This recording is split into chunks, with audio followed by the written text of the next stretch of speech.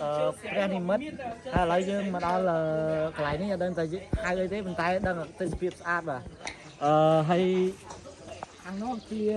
ព្រំដែនឡាវខាងនោះប្រទេសឡាវហើយនេះប្រទេសខ្មែរបាទហើយនេះទន្លេនេះជាតំបន់សរវាងកម្ពុជានិងឡាវនេះគេហៅដូចជាទន្លេសេសានច្បាស់ហត់អត់ច្បាស់ទេអត់កុំនិយាយ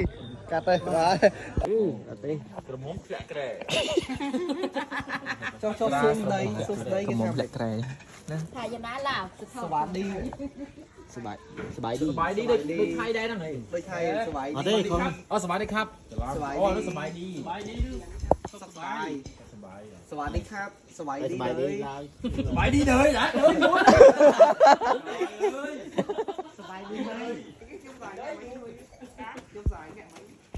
khỏi mặt chào khỏi mặt chào khỏi mặt